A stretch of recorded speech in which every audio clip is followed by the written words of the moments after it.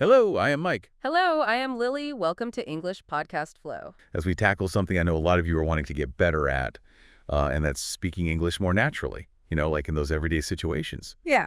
You know, it's one thing to learn grammar and build up your vocabulary, but it's another thing entirely to actually sound like a native speaker, when you're just out and about, Absolutely. wouldn't you say? It really is. It's all about bridging that gap between, textbook English, which sometimes can feel a bit stiff or formal, and then the way people actually talk, in real life conversations. Exactly, and that's exactly what we're going to do today. Give you the tools and the confidence to, just navigate those everyday scenarios easily and fluently. For sure. So let's just jump right in. Yeah. When you think about it, even just greeting someone can feel a little awkward if you're not sure how to go beyond just a basic hello.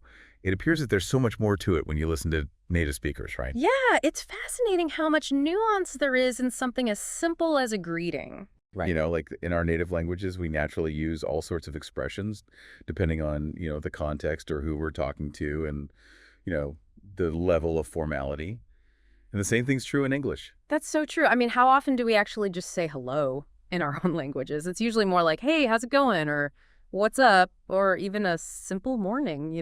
Right, exactly. And using those kinds of informal greetings in English, that can instantly make you sound more relaxed and approachable and like you're really comfortable with the language. It's like you're sending a signal that you understand the social dynamics going on, which can make a big difference in how people see you. I completely agree. It's like adding those little conversational sprinkles, the subtle flourishes that make your English, sound more vibrant and engaging. Instead of a plain hello, you're saying, hey there, how are things? Yeah. It just adds a touch of warmth and personality, don't you think? Totally. Yeah. And these phrases aren't just about, sounding cool or trendy. They actually serve a real purpose in communication. They help you, build rapport with the person you're talking to and show that you're genuinely interested in them and create a more friendly and welcoming atmosphere. That's a great point. It's like you're subtly acknowledging, that human connection there, even if it's just a really quick exchange. For sure. Okay, so we've talked about greeting someone naturally. Now let's imagine we're at a cafe ready to order our favorite coffee. It appears that politeness plays a crucial role in achieving natural speech, particularly when you're ordering food or drinks. You're absolutely right. It's one of those areas where even small differences in phrasing can have a big impact on how you come across. Studies show that learners might simply say, I want a coffee, which is grammatically correct but can sound a bit abrupt or even demanding in some contexts. Yeah, it's like you're barking an order rather than, politely making a request. Yeah. It lacks that social grace that we naturally use in our own languages. Instead of, I want a coffee, which is very direct, you could say something like, can I get a latte, please? Or could I have a cappuccino, please? Right. Adding those magic words, could I, and please really softens the request and makes it sound much more polite and natural. It's amazing how such small changes in phrasing can make a big difference, isn't it? It's all about those subtle cues that show you understand the social norms of the language. Exactly. And it's not just about sounding polite. It's also about sounding confident. When you use these phrases, you project an image of someone who's comfortable with the language. Yeah. And at ease. Someone who understands how social interaction works. That's so true. Confidence plays a huge role in how fluently we speak any language. Oh. Okay, let's shift gears a bit. And imagine we're in a new city, exploring unfamiliar streets. We've all been there, right? Yeah. Lost. Oh, yeah. And trying to figure out where to go. Yeah. Asking for directions can sometimes feel a bit daunting, especially if you're not sure how to ask in a natural way. Oh, absolutely. I vividly remember this one time when I was traveling in, well, let's just say I got totally lost. I was wandering around in circles for what felt like hours. And every time I tried to ask for directions, my phrases just sounded so clunky and unnatural that I ended up even more confused than before. Oh, no. That sounds frustrating. What would you have done differently looking back? Well, instead of just blurting out, where is the bus stop? I should have used a more polite and indirect approach. Yeah. Something like, excuse me, could you tell me where the nearest bus stop is? Or, excuse me, I'm trying to find the bus stop. Would you mind pointing me in the right direction? Those definitely sound much smoother and more natural. Yeah. And I love how you started with, excuse me. Yeah. It's a small thing, but it shows respect for the other person's time. Right. And makes you come across as more considerate. You're absolutely right. It's all about those little touches that soften the request and make it more appealing. And when you're asking for directions, it's always a good idea to be as specific as possible. Instead of just saying, "Where's the train station?" you could say, "Excuse me, I'm looking for the central train station. Could you please tell me how to get there from here?" The more information you give, the easier it is for the other person to understand what you need and give you accurate directions. That makes perfect sense. It's like you're setting the stage for a smoother interaction by being clear and concise. So we've covered greetings, ordering coffee like a pro, and navigating those tricky, lost tourist moments. Now let's imagine we're browsing through a bustling market or a charming little boutique, ready to indulge in a little retail therapy.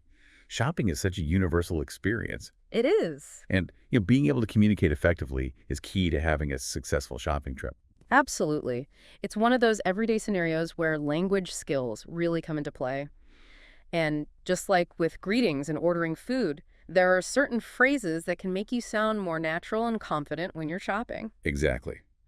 It appears that using appropriate phrases for different payment methods can contribute to a more natural and fluent conversation. Hmm. For example, instead of just, pointing at something and asking, "How much?" which can sound a little abrupt, try saying something like, "Excuse me, how much does this lovely scarf cost?" That's a great example. It's all about using those polite forms and showing a genuine interest in the item you're asking about. Absolutely. And when it comes to paying for your treasures, it's easy to forget those specific phrases that can make the transaction smoother. Yeah. What are some good examples that come to mind?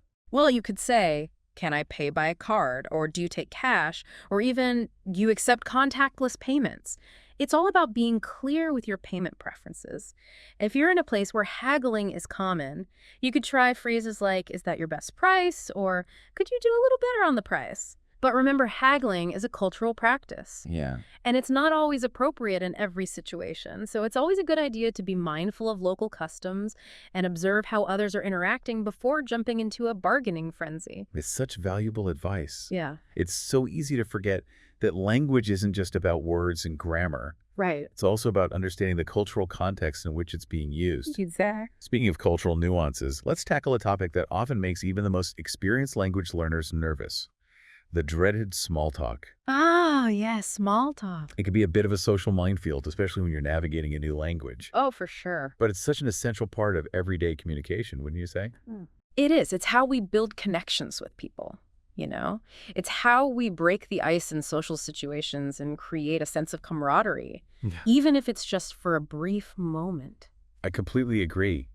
But it can feel so awkward at times, especially if you're not feeling super confident in your English. Like, what do you even talk about? Where do you even begin? It appears that there are some go-to phrases that can help break the ice and initiate small talk effectively. Yeah. And I'd love to hear some of your favorites. Absolutely. One of my go-to phrases for those awkward silences is "lovely weather today," isn't it? Oh, yeah. It's simple, it's neutral, it's something everyone can relate to. Or if you're at a bookstore or if you notice someone reading a book, you could say, "That looks like an interesting read. Have you read anything else by this author?" These kinds of open-ended questions invite the other person to share their thoughts and can spark a more engaging conversation. Those are fantastic examples. And they highlight the importance of being genuinely interested in the other person. It's not just about rattling off memorized phrases. Right. It's about actively listening and asking follow-up questions. And finding common ground. You never know what interesting conversations might come from those initial, seemingly insignificant exchanges. Exactly. Small talk is all about those subtle connections, those little sparks of shared interests Yeah. that can brighten up someone's day and even lead to unexpected friendships. So before we move on to some more advanced conversational skills, I'd love to hear from you, our listeners. What are some of your biggest challenges when it comes to speaking English naturally? Let us know in the comments, and we might even feature your questions and insights in our next episode. That's a great idea. We love hearing from our listeners and learning about their language learning journeys, so don't be shy. Share your thoughts and experiences with us. We're all in this together. And speaking of those little sparks of connection, we often forget that even something as simple as a phone call can be a chance to practice our English and sound more natural, in our everyday interactions. That's so true. For some reason, talking on the phone can feel even more intimidating than face-to-face conversations, especially if you're not feeling super confident in your English skills. It's like there's this added layer of pressure when you can't see the other person's facial expressions or body language. Absolutely. And the pace of conversation can sometimes feel faster on the phone, which can make it even more challenging to keep up and process what's being said. That's why it's so important to be prepared with some key phrases that can help you navigate those phone calls smoothly and confidently. It's like having a mental toolbox of useful expressions that you can pull out whenever you need them. I love that analogy. Good. So let's dive into that toolbox and explore some essential phrases that can help us sound more natural and confident during phone conversations. It appears that having a set of go-to phrases for phone calls can significantly enhance confidence and fluency. Where should we start? Well, first impressions matter even on the phone, so it's important to start the call professionally and clearly. When you answer the phone, a simple hello is perfectly fine. But if you're making the call, it's always a good idea to introduce yourself clearly and state the purpose of your call. You could say something like, hello, this is your name, calling from company name. Or if you're calling for a specific person, you could say, hello, this is your name. Could I please speak with person's name? That sounds much more professional than just blurting out, is person's name there? Mm-hmm. Which can sound a bit abrupt, don't you think? It's like you're setting the tone for a more courteous and respectful conversation right from the start. Exactly. And those little touches of politeness go a long way in creating a positive impression. Now, what if the person you're trying to reach isn't available? Studies show that handling situations where the intended recipient is unavailable is a common occurrence during phone calls. That can sometimes feel a bit awkward, especially if you're not sure how to phrase your request. Oh, absolutely. I've been there so many times, fumbling over my words and trying to remember the right way to ask if I can leave a message. Well, don't worry. It's actually quite simple. Just politely ask if you can leave a message for the person you're trying to reach. You could say something like, can I please leave a message for person's name? Or would you mind taking a message for me? And then be sure to state your name, your number, and a brief summary of why you're calling. Those are great tips. It's amazing how having those phrases ready to go can make you feel so much more confident and prepared when you're making a phone call. But what about those times when we make mistakes or misunderstand something during a conversation? It's bound to happen, especially when you're learning a new language. It appears that acknowledging and addressing mistakes or misunderstandings is crucial for effective communication. Do you have any advice on how to handle those situations gracefully? Oh, absolutely. Everyone makes mistakes, especially when they're learning a new language. The key is to not let those mistakes throw you off or make you feel discouraged. Remember, mistakes are simply opportunities for learning and growth. So if you realize you've said something incorrectly or if you don't understand something, don't be afraid to ask for clarification. You could say something like, could you please repeat that I didn't quite catch it? Or, I'm sorry, I'm not sure I understand. Could you please explain that again?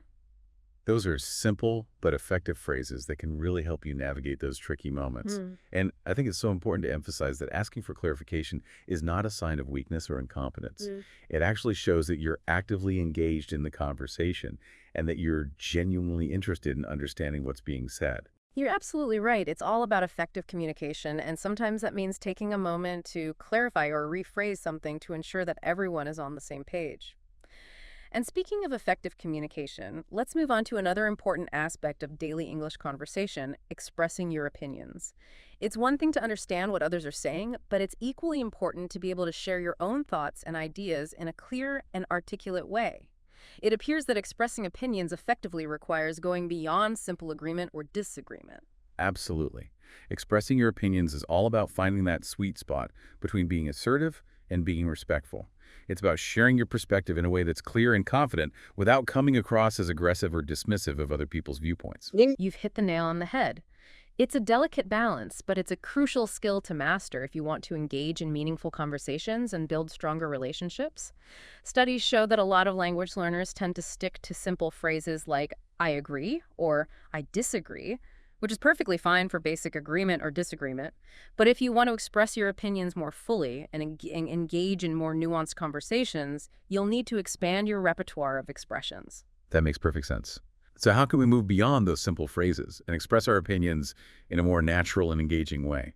What are some phrases that can help us strike that balance between assertiveness and respect? Well, instead of just saying, I think it's good, you could say something like, in my opinion, it's a brilliant idea because, or I believe that. These phrases signal that you're about to share your personal perspective and give you an opportunity to elaborate on your reasoning. And if you want to acknowledge someone else's opinion before sharing your own, you could use phrases like, I see your point, but, or, that's an interesting perspective, however I think. These phrases show that you're listening to the other person and that you're considering their viewpoint, even if you don't necessarily agree with it. I love those phrases. Yeah. They're so much more articulate and engaging than just saying, I agree or I disagree. It's like you're adding a touch of sophistication and nuance to your conversations. Exactly. And it's all about finding the right words to express your thoughts and feelings in a way that's authentic to you and respectful of the people you're interacting with. That's such a valuable reminder. Now, I know we've covered a lot of ground already, but there's one more essential aspect of daily English that I want to touch on before we wrap up this episode. And that's handling those inevitable mistakes and misunderstandings that can sometimes arise in conversation. We briefly talked about this in the context of phone conversations, but I think it's worth exploring this topic a bit further because, let's face it, mistakes are an inherent part of the language learning process. It appears that embracing mistakes as part of the learning process is essential. How can we shift our mindset to view mistakes as opportunities for growth rather than setbacks? You're absolutely right. Mistakes are not something to be ashamed of or to avoid at all costs. In fact, they're valuable learning opportunities that can help us grow and improve our language skills. The key is to approach mistakes with a positive and proactive mindset rather than letting them derail our confidence.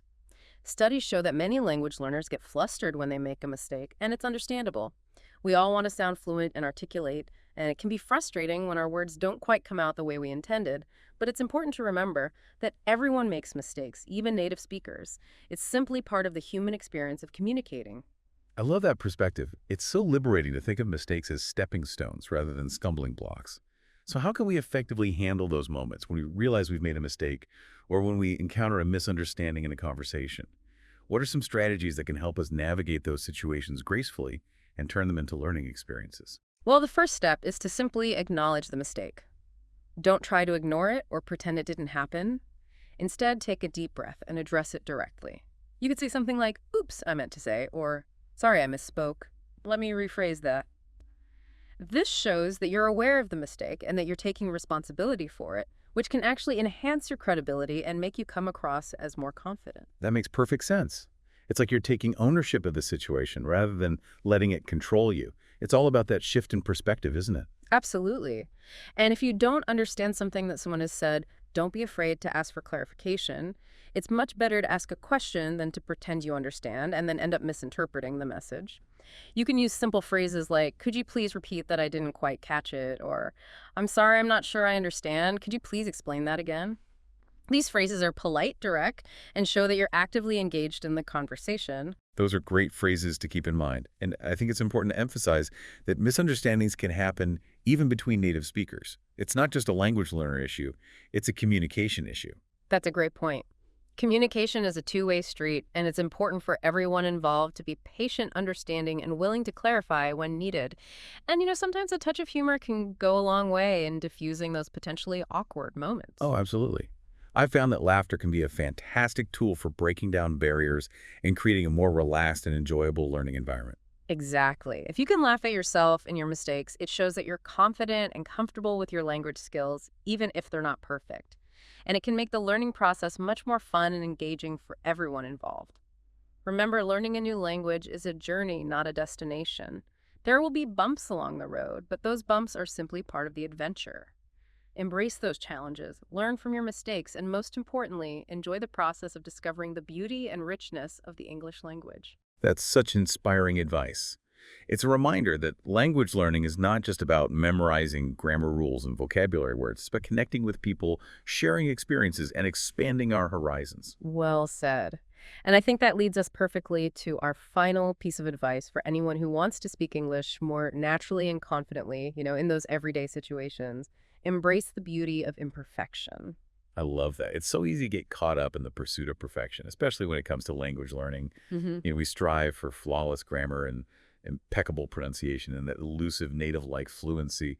But sometimes I think we forget that language is ultimately about connecting with other human beings. It's about sharing our thoughts and feelings and experiences in a way that's authentic to who we are, even if it's not always perfectly polished. You're absolutely right. It's like trying to force a square peg into a round hole. Language is fluid and dynamic and constantly evolving. And just like each of us has a unique personality and style, so too do we have a unique way of expressing ourselves in language. Embracing those individual quirks and imperfections is what makes our communication more engaging and relatable and ultimately more human. I couldn't agree more. So how can we as language learners shift our focus from striving for that unattainable ideal of perfection to embracing the beauty of imperfection in our everyday English conversations? Well, I think it starts with letting go of that fear of making mistakes. We've talked about this before, but it's worth repeating. Mistakes are not the enemy. They're simply signposts along the road to fluency. They show us where we need to adjust our course, where we need to practice a bit more, where we need to maybe explore a new grammar rule or expand our vocabulary. That's such a helpful way to look at it. Instead of seeing mistakes as failures, we can reframe them as valuable feedback that helps us grow and improve. It's all about that growth mindset, isn't it? Absolutely. And I think another key to embracing imperfection is to focus on progress, not perfection. Celebrate those small victories along the way. Notice how your pronunciation is becoming clearer, how you're able to express your thoughts more fluently, how you're understanding more and more of what you hear. That's such great advice. It's so easy to get discouraged when we compare ourselves to native speakers or to those who seem to be progressing faster than us. But it's important to remember that everyone learns at their own pace. And the most important thing is that we're moving forward, even if it's just one small step at a time. Exactly. It's like climbing a mountain. Mm. You don't reach the summit in a single leap. It takes time, effort, and a lot of perseverance. But along the way, you get to enjoy the breathtaking scenery, the fresh air, the sense of accomplishment as you overcome each obstacle. And when you finally reach the top, the view is all the more rewarding because of the journey you took to get there. I love that analogy. It perfectly captures the essence of language learning. It's not just about the destination, it's about the journey itself. It's about those moments of discovery, those aha moments when a new grammar rule clicks into place, or when you finally understand a word that's been eluding you for weeks. Precisely. Yeah. And those moments of joy and accomplishment are what make the entire process so worthwhile. So if you're feeling discouraged or frustrated on your English learning journey, remember that it's okay to not be perfect. Embrace those imperfections, celebrate your progress, and most importantly, keep climbing that mountain. So to wrap things up, let's distill all of this wisdom into a few key takeaways for our listeners. It appears that consistent, even short bursts of practice can yield significant improvements in language acquisition. First and foremost, embrace the beauty of imperfection. Don't let the fear of making mistakes hold you back. Second, focus on progress, not perfection. Celebrate those small victories along the way.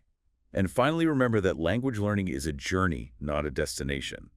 Enjoy the process, embrace the challenges, and keep your eyes on the prize, that feeling of confidence and fluency when you can finally express yourself effortlessly in English. Beautifully summarized.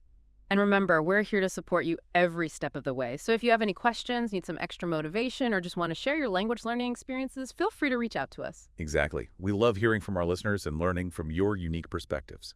And with that, we've come to the end of another episode of our podcast. We hope you found this exploration of everyday English helpful and inspiring. We certainly did.